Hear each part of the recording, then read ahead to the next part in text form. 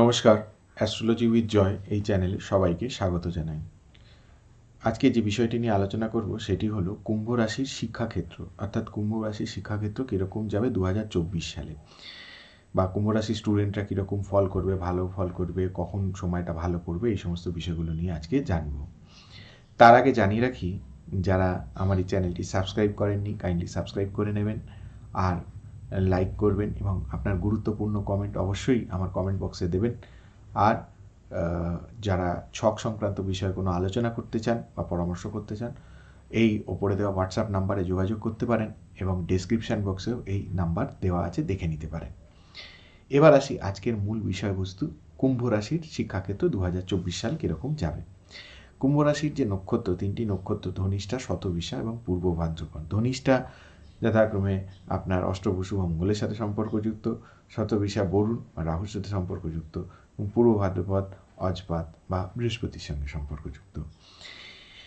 কুম্ভ রাশির শিক্ষাক্ষেত্রের এই বছরের শুরুটা মানে খুব একটা মনের মতো হয়তো নাও হতে পারে, ঠিক আছে? মানে আপনি যতটা ঠিক ভালো আশা করছেন ঠিক অতটা ভালো আপনি এফোর্ট দিন, 100% এফোর্ট, কিন্তু হয়তো 100% এফোর্টের যে আউটকামটা আপনি আশা করছেন হয়তো সেটা নাও হতে পারে।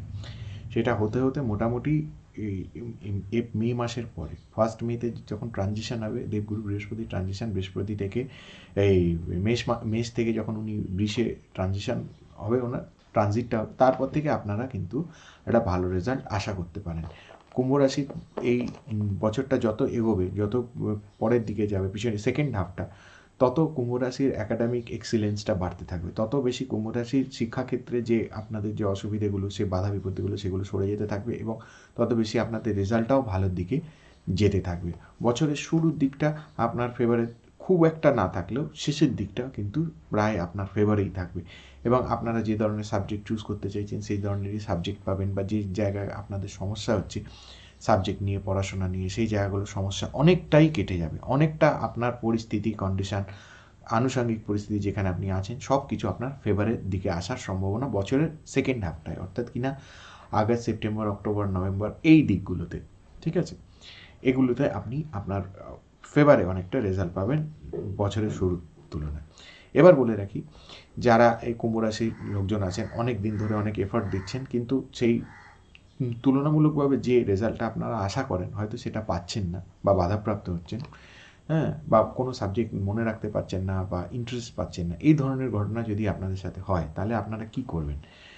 আপনাদেরকে কতগুলো সাজেশান দিচ্ছি, এগুলো মেনটেন করুন, আশা করি ভালো রেজাল্ট করতে পারবেন। যেমন প্রথমত হচ্ছে, কুম্ভ রাশির লোকজন আপনারা নীল রঙের জামা কাপড় ব্যবহার করতে পারেন।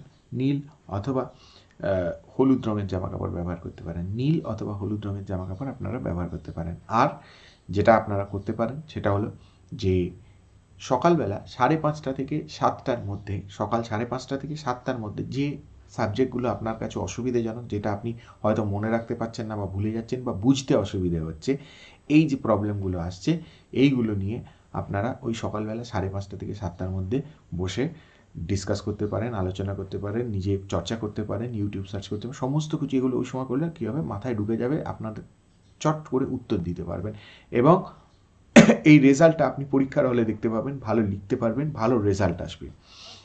আরও বলে রাখি, যারা এই নিজেদের রাশি জানেন না, রাশিলগ্ন জানেন না, বা ফার্দার আর এই শিক্ষা সংক্রান্ত বিষয়ে আরও যদি জানার ইচ্ছে থাকে, তাহলে অবশ্যই এই হোয়াটসঅ্যাপ নাম্বারে যোগাযোগ করবেন, নিশ্চয়ই সেই মতো আপনাকে বলে দেওয়ার চেষ্টা করব। তাহলে আজকে এ পর্যন্তই, ধন্যবাদ।